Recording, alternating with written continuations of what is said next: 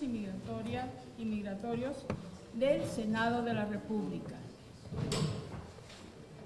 El día de hoy nos reunimos para discutir y analizar un tema que ha cobrado gran relevancia en las últimas semanas, y es lo que está pasando en la frontera de México con el estado de Texas en los Estados Unidos, en donde se instaló en el río Bravo, a la altura de la ciudad fronteriza de Eagle Pass, un muro flotante constituido por boyas revestidas de púas con el objeto de detener el flujo de personas migrantes en esta zona. La instalación de este muro flotante sobre el río Bravo comenzó el pasado 7 de julio ante el elevado cruce de personas migrantes y por instrucción del gobernador republicano de Texas, Greg Abbott, donde las enormes vallas naranjas fueron trasladadas hasta la ciudad fronteriza de Eagle Pass en el estado norteamericano de Texas. Durante estas semanas se ha llevado a cabo la colocación de dichas boyas, las cuales están en la superficie del río conectadas a mallas que se extienden por 305 metros en la zona central del río. Las boyas cuentan con casi 1 metro de diámetro y un revestimiento de púas. En este contexto, el gobernador Abbott ha argumentado que tiene derecho a implementar las medidas necesarias para frenar el flujo de personas migrantes que ingresan a dicho estado a través del río Bravo. El gobierno de México envió al gobierno de Estados Unidos una nota diplomática manifestando su preocupación ante la instalación del muro flotante, y la actual secretaria de Relaciones Exteriores de México, Alicia Bárcena, explicó que esta acción se trata de una violación al Tratado de Aguas Internacionales de 1944, signado entre ambas naciones. Según la nota diplomática, la obstrucción podría tener efectos adversos, tales como la desviación de los escurrimientos normales del cauce y de las avenidas del río Bravo, lo cual se podría agravar con los arrastres que quedan atrapados en la cerca. Por su parte, el embajador de México en Estados Unidos, Esteban Moctezuma, anunció que se estaba analizando la posibilidad de demandar al gobierno estadounidense. El lunes pasado, el Departamento de Justicia de los Estados Unidos presentó una demanda contra Texas por utilizar este muro flotante, por lo que solicitó una orden judicial para impedir que Texas construya barreras adicionales en el río, y pidió a un tribunal ordenarle al Estado que retire las barreras existentes. La demanda se presentó ante el Tribunal del Distrito de los Estados Unidos en el Distrito Oeste de Texas por violación a la Ley de Apropiación de Ríos y Puertos, por considerar que la barrera flotante representa una amenaza para la navegación y la seguridad pública, además de significar una preocupación humanitaria. Sin embargo, el gobernador de Texas, Greg Abbott, ha manifestado que no la va a retirar, lo que representó un desafío a la solicitud previa del Departamento de Justicia de los Estados Unidos. Esta es, a grandes rasgos, la situación que se vive en esta zona fronteriza entre ambas naciones. Y ante ello, la Comisión de Asuntos Fronterizos y Migratorios del Senado de la República tiene que formular una postura firme y crítica ante esta medida unilateral y violatoria de los derechos humanos implementada por el gobernador republicano. En este sentido, tenemos la responsabilidad de defender y proteger los derechos de todas las personas migrantes, así como de exigir que se respeten los tratados firmados por nuestro país. Este es el tema, ¿sí? El tema el cual estamos abordando hoy día, y quiero presentarles al doctor Luis Ernesto Orozco Torres, que es un académico de la Universidad de Ciudad Juárez, experto en Derecho Internacional y quien nos va a brindar un análisis de esta situación. Yo quiero darle la mejor de las bienvenidas aquí al Senado y le paso la voz. Gracias, doctor. Gracias, muy buenos días a todos y a todas. Y gracias por la invitación y el recibimiento. ¿Se escucha bien, no? Sí. Muchas gracias por el preámbulo de la situación, profesora. Asumo que, bueno, ya todos conocen la situación de los hechos, ¿no?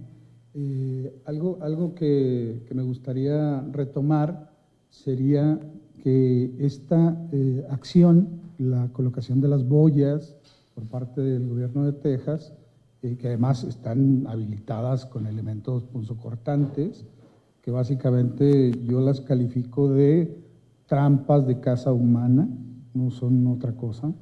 Y es importante lo que decía ahorita la senadora, la disuasión. Este elemento son mortales y es para disuadir.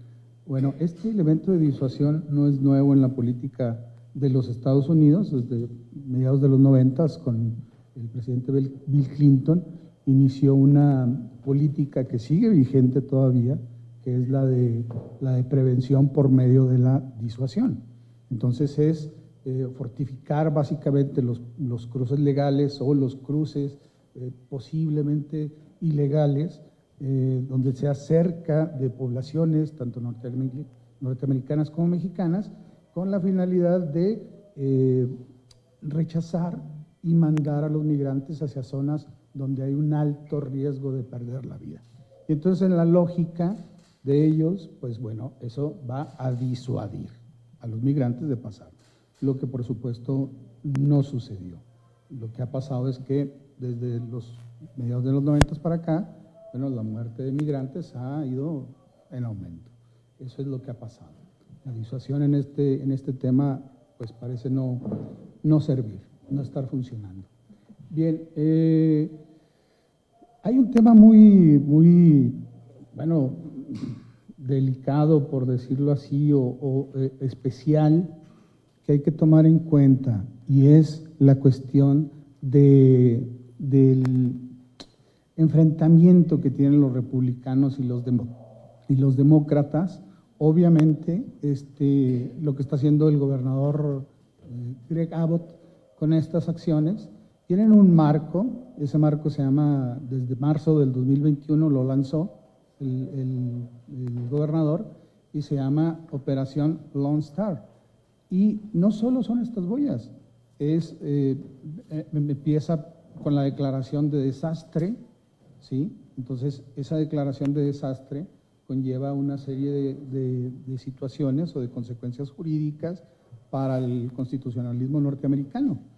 Dentro de esas atribuciones son que el gobernador puede convocar a la Guardia Nacional Tejana y también dirigir los operativos de la Policía Estatal hacia la protección del Estado.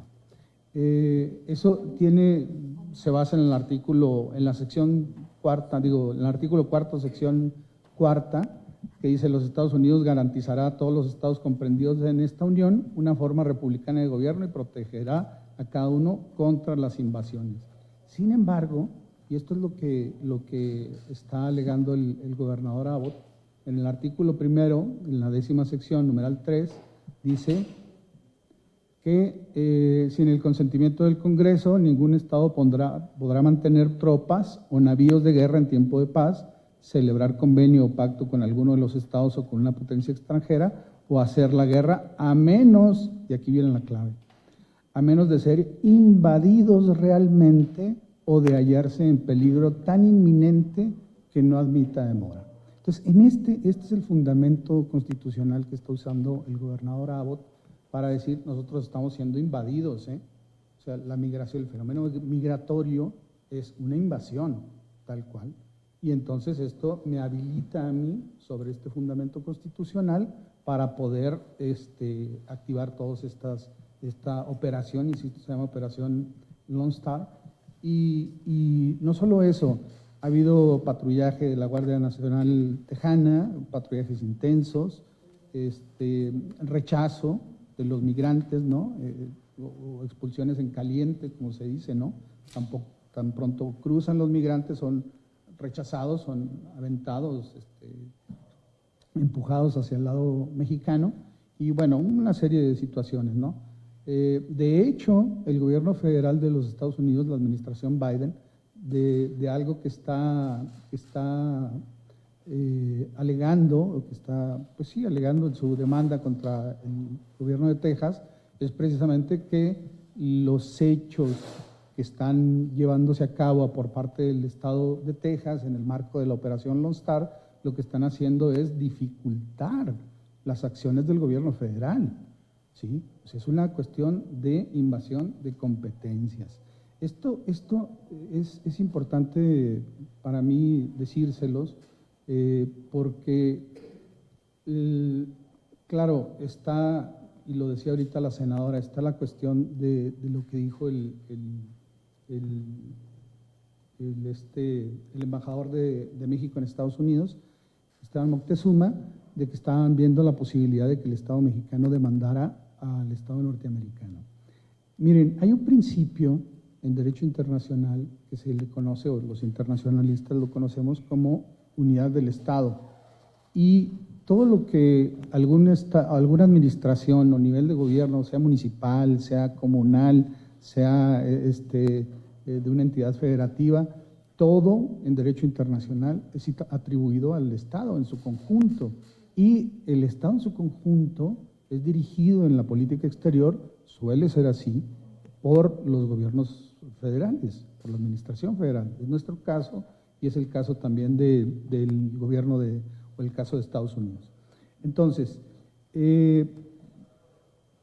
puede hacerse, sí puede hacerse, por supuesto, hay esa posibilidad, pero con la demanda o con la denuncia en realidad que está haciendo la administración Biden, ya, ahora, justo ayer, lo presentó, y le decía ahorita a la senadora, ya me cambió la presentación, ¿no? Esto porque era uno de los escenarios posibles, ¿no? Presentar la demanda, decir, a ver, vamos a demandar porque el gobierno federal, nosotros no podemos demandar a Texas ante la Corte, por ejemplo, la Corte Internacional de Justicia.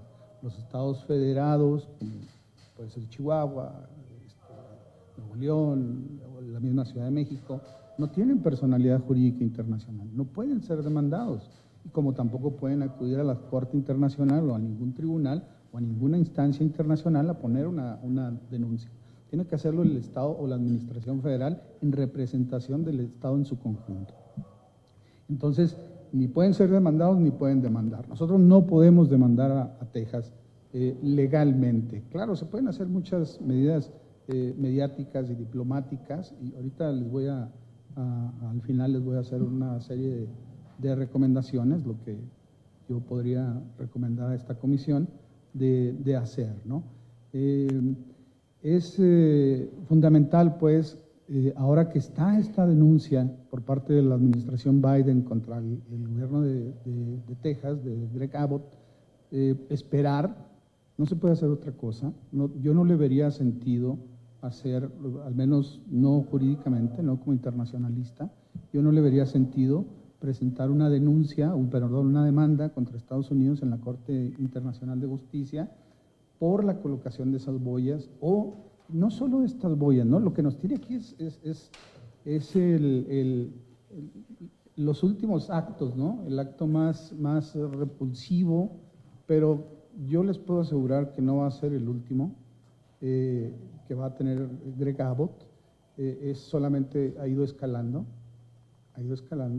¿sí? Y ha ido tocándole pues las agallas al gobierno federal, y ahora encontró una manera muy especial porque está comprometiendo la capacidad de los Estados Unidos de manejar sus relaciones internacionales, específicamente con su vecino del sur, ¿sí? Con el más importante que tiene hacia el sur. Entonces, poner una demanda, yo considero que sería un poco caer en el juego de Greg Abbott y hacer precisamente lo que él quiere, hacer que la administración Biden se vea un poco más ahorcada, ¿sí? Ahora, bueno, eso lo dejo. ¿Qué haríamos, no? ¿Qué les recomendaría yo que hacer o bueno, recomendar en un punto de acuerdo a la Secretaría? Bueno, pues tiene que hacerse una serie de cosas que ahorita les voy a decir. Miren, algo que me gustaría también establecer es el hecho de que el río Bravo, y esto entiendo que en la demanda que presenta la administración Biden hacia Texas, lo haya manejado como esto, ¿no? Como una violación a una ley federal de asignación de ríos y puertos, pero en realidad el río como tal, el río Bravo y el río Colorado, pero en esta ocasión es el río Bravo, son ríos que tienen un estatuto jurídico muy especial, sumamente particular. Y ese estatuto jurídico son ríos internacionales, son cauces de ríos o cauces de aguas internacionales.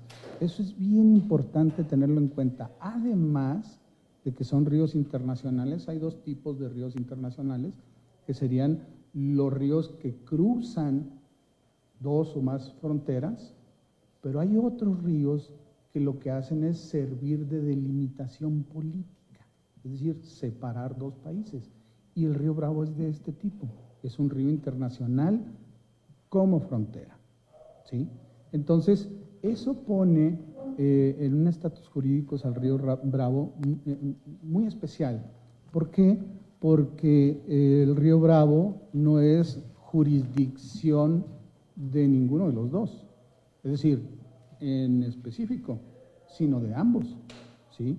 Y eso hace, o bueno, la academia lo conocemos como que es una situación permanente que lo que hace es crear una comunidad de intereses nacionales comunes, ¿sí? Y deben ser manejados bajo esta lógica de intereses comunes nacionales. Entonces, ahí se ve la soberanía de cada uno de ellos relativizada por el estatus jurídico que tiene el río Bravo. Tan es así, y además este estatus, la primera, bueno, hay, ¿cuál sería, no? El corpus juris, o el cuerpo de normas, o el marco legal internacional que rige a estos dos ríos, el río Bravo y el río Colorado. Bueno, pues lo rige el derecho internacional consuetudinario, por supuesto, y específicamente lo rigen 10 tratados internacionales bilaterales que empezaron desde 1848 con el de Guadalupe Hidalgo y le han seguido con muchos más que ha hablado de límites, de fronteras, de aguas, de distribución de aguas, de todo esto, pero de un estudio detallado de estos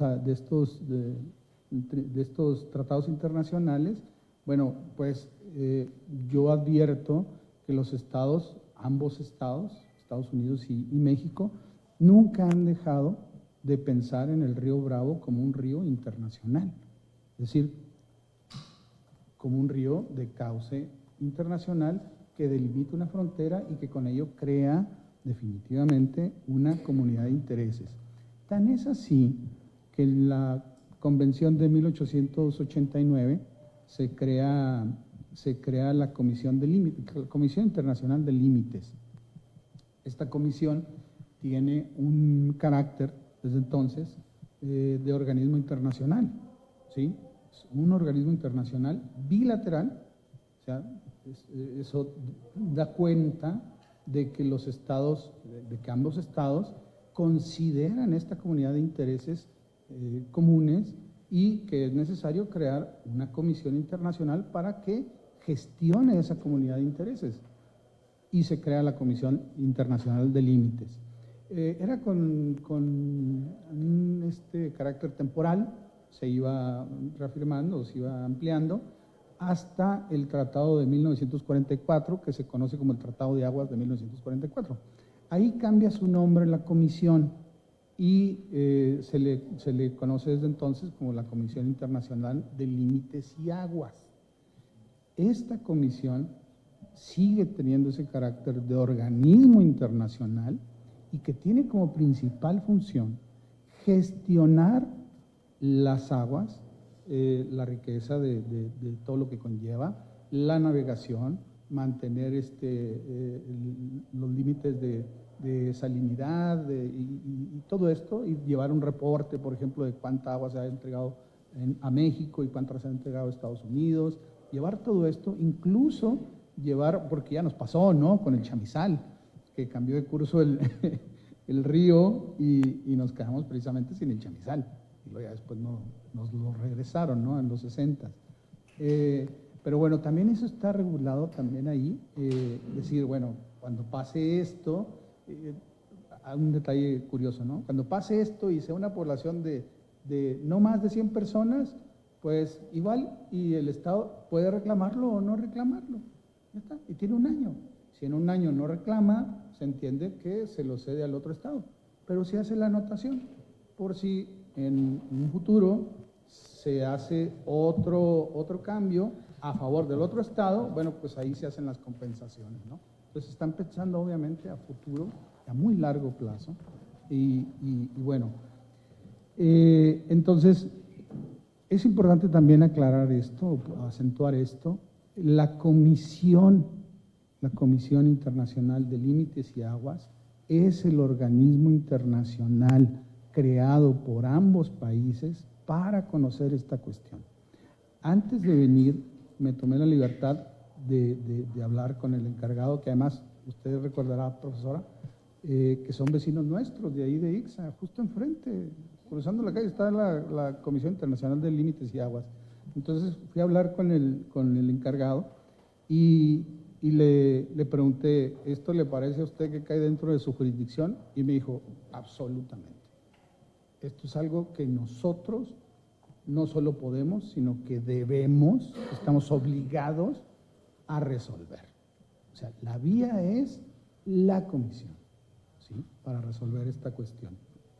Creo que ya me estoy pasando de tiempo, así que si les parece, me voy a las recomendaciones directamente. ¿Qué podríamos hacer? ¿Qué podríamos hacer? Por favor, si se pueden ir a la 71, a la diapositiva 71. Bueno, tenemos varios escenarios. Yo planteé 5 escenarios. Dentro de las Naciones Unidas, dentro de la OEA, en el ámbito bilateral diplomático, en el de la SILA, que es precisamente la Comisión Internacional de Límites y Aguas, y en el ámbito interno de los Estados Unidos. En el ámbito de las Naciones Unidas, pues podemos, y esto cambió a partir de que presenta el gobierno de los Estados Unidos la denuncia contra Texas, ¿sí?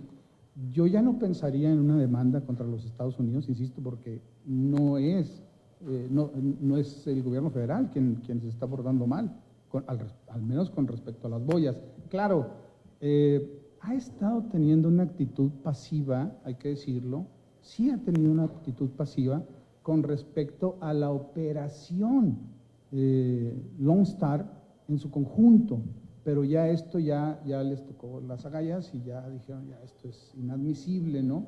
La colocación de las boyas. Entonces, presentar presentar la demanda contra la Corte Internacional de Justicia, lo primero que se haría es pedir medidas precautorias, no provisionales, y lo primero que va a decir Estados Unidos va a ser, ya las tomé, ya demandé a Texas, y no puedo resolver el asunto hasta que se resuelva en los tribunales federales la cuestión competencial, ¿sí? De quién tiene que quitar esas boyas y quién tiene que hacerse cargo de esto. Obviamente, y mi opinión es que, por supuesto, es la administración federal quien tiene que hacer el manejo de la migración, de la materia de migración y de la gestión de límites y fronteras, y sobre todo del Río Bravo. Y además, en algunos, sobre todo en el de 1944, en el límite de aguas, donde cambian el nombre de la comisión,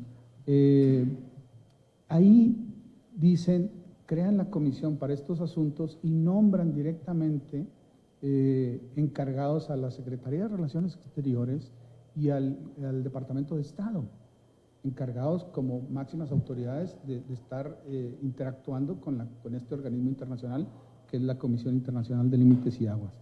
Entonces, obviamente es una materia federal, pero bueno, pues estamos ahorita, o están ellos viviendo un momento político difícil, o bueno, concretamente lo que quieren los gobernadores, porque no es solo Abbott, son otros gobernadores republicanos, lo que quieren en realidad es poner en jaque a la administración.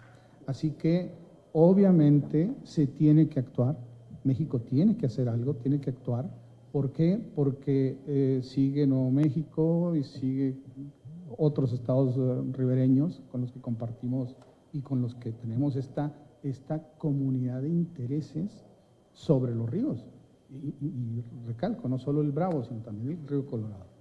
Entonces, yo lo que les recomendaría, bueno, pues es solicitar una opinión consultiva.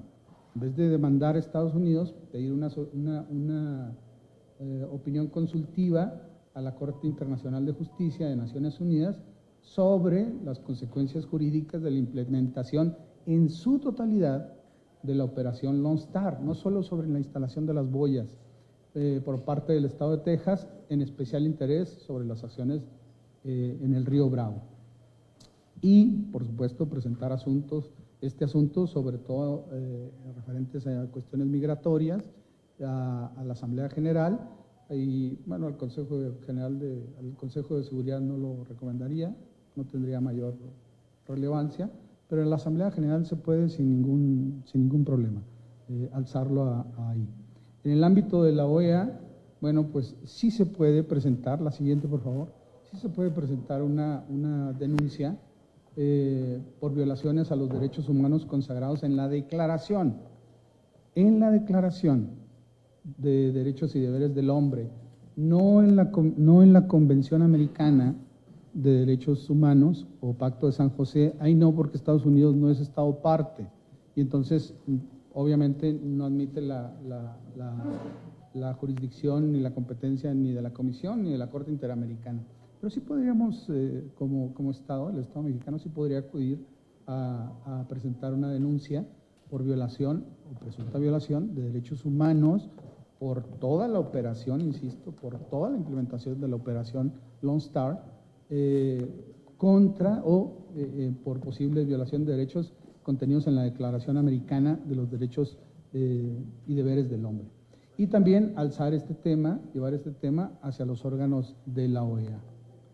Y en el ámbito bilateral, siguiente por favor, en el ámbito bilateral, pues bueno, seguir haciendo toda la presión diplomática que podamos, toda la que podamos hacer, siempre y cuando, bueno, y me estoy metiendo en algo que no manejo, que es la política, ¿no? Pero bueno, siempre y cuando cuidando que, y es una sugerencia, no caer en el juego de Abbott, porque si caemos en el juego de Abbott, pues se le van a prender los focos verdes a los otros gobernadores, ¿no? van a decir, oye, estamos captando muy bien la atención porque estamos poniendo en jaque a la administración federal a nivel internacional. Entonces, pues bueno, ahí hay que andarse con cuidado. Y bueno, la segunda, explorar la posibilidad de implementar medidas contra productos y servicios de empresas tejanas en el marco tanto del TEMEC como de la Organización Mundial de Comercio, ¿sí? Es decir, medidas de represalias, ¿sí? De decir, bueno, pues vamos a vetar estos productos o estos servicios.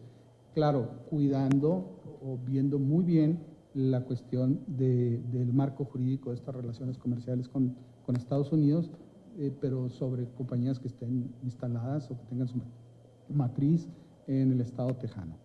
Y por último, miento, no es lo último, sí es lo último, no es lo último, casi lo último.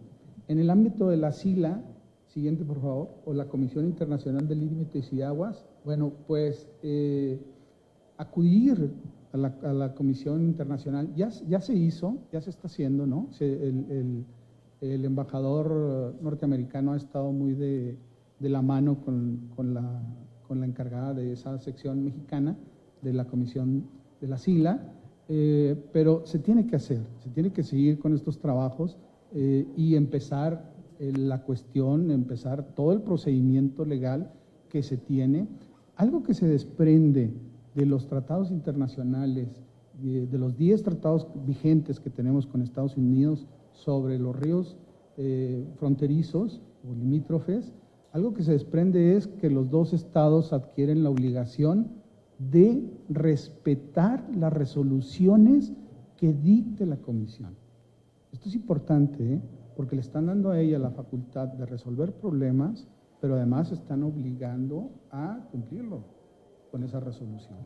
Entonces, ahí está el mecanismo para la resolución de conflictos bilaterales sobre la materia del río Bravo y del río Colorado. Y por último, ahora sí, en el ámbito interno de los Estados Unidos. Bueno, en el ámbito interno también hay algo que hacer, porque ya abrió la posibilidad, no se podía, pero ya la abrió el gobierno, la administración federal, ahora con la denuncia que presenta contra Abbott, y se puede utilizar la figura del amicus curiae, sin ningún problema. La figura del amicus curiae, que quiere decir amigo de la corte, y México lo ha hecho, por ejemplo, bueno, recuerdo todos los casos que se abrieron dentro de Estados Unidos para implementar o ejecutar la sentencia de la Corte Internacional de Justicia sobre el caso Avena, un caso que en 2004 le ganamos a Estados Unidos en la Corte Internacional de Justicia, precisamente sobre mexicanos que habían sido detenidos y que estaban siendo condenados a pena capital en algunos estados de la Unión Americana y que no se había dado el aviso consular, ni se les había respetado sus derechos humanos consulares, ¿no? Entonces, ¿qué significa esto? Bueno, a esa demanda que ya presentó la Administración Federal, el Gobierno de México, sin ningún problema, puede presentar documentos, pruebas, lo que crea necesario como una forma de abonar a la causa de la Administración Federal, que por lo pronto creo que es la misma que la nuestra, y es desmilitarizar y quitar las boyas de ahí y quitar todos esos elementos y todas esas prácticas que están vulnerando derechos humanos y que están poniendo en riesgo la navegación, las relaciones internacionales, pero sobre todo vidas humanas. Es cuanto, estoy a su disposición para preguntas. Gracias.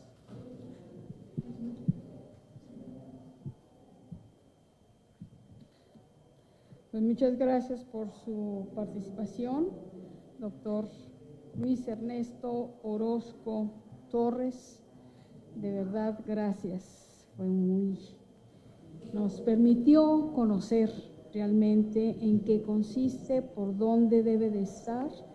Y aquí veo que son los tratados, el Tratado Internacional de límites y aguas, ¿no? Que es muy importante, pero también hay algo que es también no menos importante, es la cuestión de la denuncia a la OEA, ¿sí?, sobre los derechos humanos, porque esto es un acto agresivo, ¿sí? Un acto agresivo, que si bien ya nos enteramos, no es tanto, o sea, la administración, Híjole, hay muchísimo tráfico. de alguna manera, sí está atendiendo el caso y está llamándole la atención. Hay una denuncia al gobernador Abbott, ¿verdad? Pero, pues, sin embargo, parece que este señor no acata nada que él pueda hacer, no está acatando, ¿verdad?, órdenes, ni mucho menos a esa denuncia. Entonces, por lo tanto, sí es algo que tiene que atenderse y atenderse ya, ¿verdad? Y yo creo que aquí el tratado, el SILA, por ejemplo, que lo tenemos ahí en Ciudad Juárez, tiene que tomar cartas en el asunto también, porque obviamente que es un caso que atañe a su jurisdicción, ¿sí?, de límites y aguas. Límites y aguas. Pues muchísimas gracias, doctor. Realmente yo en lo particular le agradezco muchísimo, me gustó mucho su presentación. Y ahora les pido yo voy a abrir un espacio de intercambio de preguntas para el doctor. Y les pido a las senadoras y senadores presentes, quienes quieran participar, pues nos puedan atender esta situación. Y bueno, aquí tenemos a la senadora, ¿sí?, a la senadora Nestora Salgado, quien pide la palabra. Adelante, senadora. Muy buenos días a todas y a todos. Bienvenido, doctor Luis Ernesto. Escuché con atención su propuesta, su presentación, buenísima, pero creo que también tenemos que ir más allá, más a la parte humana, a la parte de derechos humanos, ¿no? Porque independientemente de los tratados internacionales que hay entre los países, creo que debemos de ver el tema de derechos humanos y enfocarnos en ese tema. Todos tenemos derecho a la migración, pero también yo pidiera que se manejaran las relaciones internacionales, que se trabajara más en eso a favor de los connacionales, y este es un trabajo de los diferentes países. Cierto que la migración es un fenómeno, pero todos los años por muchos años y décadas ha habido migración para Estados Unidos. Este gobernador, yo lo único que creo que debe de dejar de utilizar a los migrantes como botín político, porque esto es allá.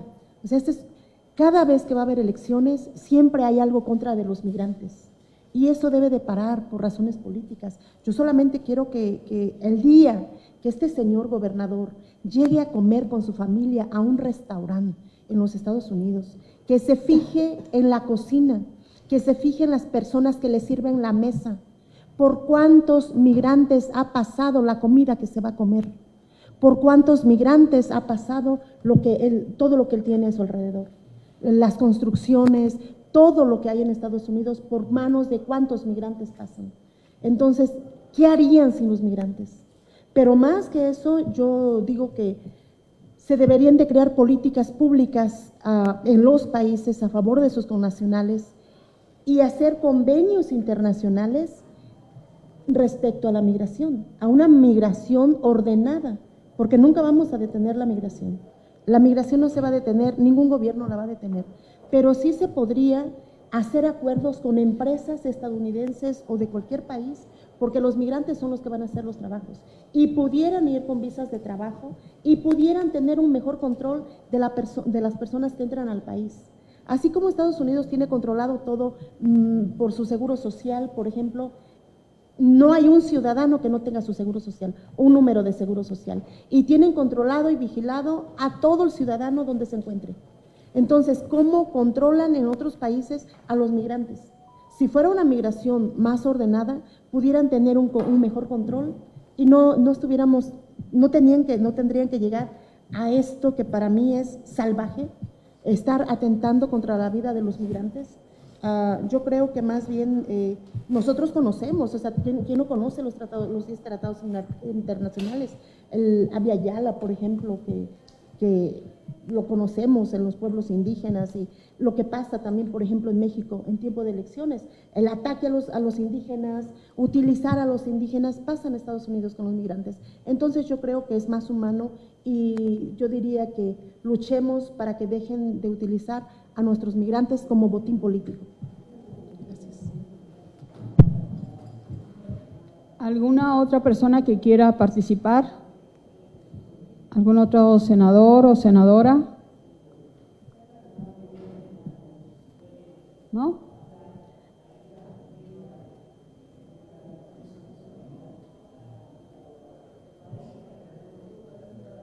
Bueno, antes de terminar esta sesión de trabajo de la Comisión de Asuntos Fronterizos y Migratorios, quiero comunicarles, miren, me acaba de regalar ahorita este libro del doctor Orozco, me lo acaba de regalar, y el título es Interacción entre los sistemas jurídicos mexicano e internacional. Muchísimas gracias, doctor, por este libro. Gracias, igual. Creo que será tan ameno como sus palabras que nos acaba de dirigir en su presentación. Pues muchísimas gracias por todo. Si no hay más intervenciones, pues quiero agradecerle al doctor Orozco, como siempre, que viene de mi ciudad fronteriza, de Ciudad Juárez, y que por lo tanto, pues siempre estamos muy agradecidos de que venga a participarnos aquí con nosotros. Hay otro aspecto también, ¿sí? Disculpen, antes de que se me vaya a pasar. Hay una aprobación de un pronunciamiento que fue enviado a cada uno de los integrantes de la Comisión de Asuntos Fronterizos y Migratorios. Se les envió con anticipación por si iban a asistir, para que asistieran hoy día a esta reunión de trabajo. Y bueno, yo quisiera mencionarles pues la propuesta de pronunciamiento que ya, como les decía hace un momento, se les envió con anticipación, así que también queremos ponerlo a su consideración, la aprobación de este pronunciamiento. Si hay alguien que quiera participar con respecto a ello, Solamente aprobarla. pues entonces yo creo que la aprobamos, ¿verdad? Por unanimidad. Por unanimidad, sí. Aprobamos el pronunciamiento. Y pues no queda más que darles las gracias por su asistencia a esta reunión de trabajo de nuestra comisión. Muchas gracias a todos, pero sobre todo al doctor Orozco, quien hizo su presentación sobre el tema aquí en el Senado. Muchas gracias, doctor. Gracias a usted, senadora.